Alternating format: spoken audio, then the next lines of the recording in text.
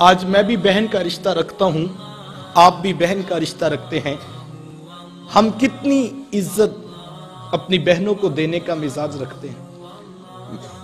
دکھ، تکلیفیں، مصیبتیں، پریشانیاں تو اپنی جگہ رہ گئیں، یار ہم تو بہنوں کی خوشیوں میں شریک ہونے کے بھی روادار نہیں۔ 60 سال کی بوڑھی بہن یوں اپنے بوڑھے ہاتھ جوڑ کر رات 12 بجے کے قریب اپنے بھائی کے پاؤں پکڑ کر معافی مانگ رہی تھی اور کہتی تھی بھائی ساری غلطیاں میری ہیں، سارے گناہ میرے ہیں، میں اعتراف کرتی ہوں، لیکن صبح میرے بیٹے کی بارات جانی ہے، تم جو ہے وہ بارات میں شریک ہو جاؤ۔ اگر تم نہیں آؤ گے تو میں معاشرے کو کیا منہ دکھاؤں گی کہ میں کتنی بے براتی ہوں کہ میرے بھائی بھی میرے ساتھ نہیں کھڑے ہیں۔ وہ بوڑھے ہاتھ جوڑ جوڑ کر یوں معافیاں مانگتی تھی اور بھائی بڑک مار کے کہتا کہ میری بہنیں مر گئی ہیں، مجھے کسی بہن کی کوئی ضرورت نہیں ہے۔ اس کے جوان بھائی ساتھ بیٹے پاس کھڑے ہیں اور وہ کہتے ماں کوئی آتا ہے تو ٹھیک ہے، کوئی نہیں آتا تو کوئی پرواہ نہیں، ہمیں کوئی فرق نہیں پڑتا، ہماری بارات صبح دھوم دھام سے جائے گی۔ لیکن وہ کہتی بیٹا تم چپ رہو، یہ میرا اور میرے ویر کا معاملہ ہے، میں نے بھائی راضی کر کے جانا ہے، میں نے بھائی راضی کر کے جانا ہے۔ اس نے آخری حربہ سوچ رکھا تھا جب نہیں نہ مانے گا تو پھر میں اپنے سر کی چادر اتار کے اس کے پاؤں پہ ڈالوں گی، پھر تو اس کا کلیجہ پگھل جائے گا۔ لیکن اس کا آخری حربہ بھی کام نہ آیا، پھر وہ سر کی چادر اتار کر پاؤں کے ساتھ رگڑتی رہی، لیکن بھائی کا کلیجہ نرم نہیں پڑتا تھا۔ پھر کتنے بوجھل قدموں سے اس نے بھائی کی دہلیز کو چھوڑا، یہ وہ بہن ہی جانتی ہوگی۔ آج ہم خوشیوں میں شریک ہونے کے بھی روادار نہیں رہے۔ میں نے کل چہلم کی روٹی پر جو ہے وہ بھائیوں کو لڑتے دیکھا ہے۔ ایک کہتا تھا کہ یہ میری بہن لگتی تھی، روٹی میں نے پکانی ہے، تو دوسرا کہتا تھا نہیں یہ میری بہن لگتی تھی، میں نے کھانا پکانا ہے۔ صاحب مرنے کے بعد تو برادری کو دکھانے کے روٹی پہ لڑ رہے ہو، زندہ بہنوں کی قدر کیوں نہیں کرتے ہو؟ کسی سے پوچھے جناب 4 سال ہو گئے بہن سے ناراضگی ہے، وجہ کیا ہے؟ تو وہ کہتا ہے جناب رشتہ کرتے وقت بہن نے میرے سے پوچھا نہیں تھا۔ صاحب کون سسرال میں کہتا ہے جا کے میکے سے پوچھ کے ہم پتر بیانے لگے ہیں، تمہاری کیا رائے ہے؟ کون یہ بتاتا ہے، کون یہ اختیار دیتا ہے؟ یہ بہنیں ہوتی ہیں جو سسرال کی گالیاں بھی سنتی ہیں اور بھائیوں کو بتاتی ہیں ہم بڑی سوکھی ہیں اپنے گھر میں، تم اپنا اتحاد قائم رکھو، تم آپس میں بس ماں کا گھر باپ کی چوکھٹ آباد رہنی چاہیے، ہم اپنی جاگیر کا حصہ بھی چھوڑتی ہیں، ہم تھوڑے میں گزارا کر لیں گی، لیکن جو ہے وہ تم اپنی ماں کا گھر اور میرے باپ کا گھر آباد رکھنا۔ لیکن بھائی اتنا کچھ کرنے کا بھی رویدار نہیں رہے ہیں۔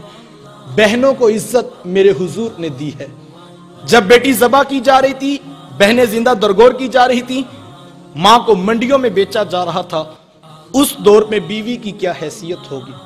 جبکہ آج کے تہذیب یافتہ دور میں بھی کچھ لوگ بیوی کو پاؤں کا جوتا خیال کرتے ہیں۔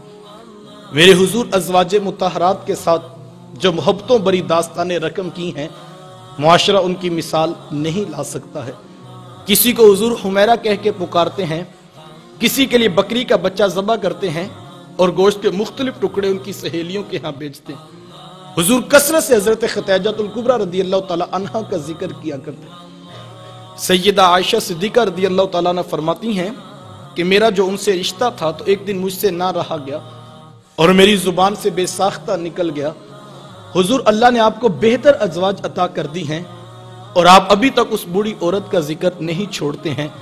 پھر حضور کے چہرے پہ جلال آ گیا اور حضور میں اے عائشہ مجھے خدیجہ کے بارے تکلیف نہ دو، جب پورے مکے نے میرا انکار کیا تھا ایک خدیجہ تھی جس نے میرا اقرار کیا تھا، میں اسے کیسے بھول سکتا ہوں؟ جب زمانہ میری مخالفت کرتا تھا، معاشرہ میرے خلاف کھڑا تھا، لیکن ایک خدیجہ تھی جو میری محبت کا دم بھرا کرتی تھی، ماتے پھر میں نے ہمیشہ محبتوں کا اظہار کیا۔ اور یہی حضرت خدیجہ الکبریٰ رضی اللہ تعالی عنہا ہیں۔ جب ان کا وقت آخر قریب آیا تو سیدہ فاطمہ الزہرا رضی اللہ تعالی عنہا کو بھیجا اور کہا بیٹا جاؤ جا کے حضور سے چادر رحمت مانگ لو۔ سیدہ حاضر خدمت ہوئی اور آ کر عرض کی کہ میری والدہ چادر مانگ رہی ہیں۔ حضور نے چادر بھی اتار کر پیش کر دی اور ساتھ فرمایا بیٹا کہ ماں سے پوچھو یہ چادر کیا کرنی ہے۔ یہ کہتے کہتے حضور بھی ساتھ تشریف لے آئے اور حضور میں خدیجہ تو نے چادر کیا کرنی ہے؟ عرض کیا کہ حضور جو میرا بخار ہے لگتا یوں ہے کہ جیسے جان لیوا ثابت ہوگا، میری آرزو یہ ہے کہ مجھے کفن آپ کی چادر رحمت میں دیا جائے۔ یہ حضور کی سیرت کا کتنا بڑا ریفرنس ہے کہ بیوی آرزو کر رہی ہے اگر مجھے شوہر کی چادر میں کفن مل گیا تو یہ میرے رب کے حضور بھی میری بخشش کی ضمانت ہوگی۔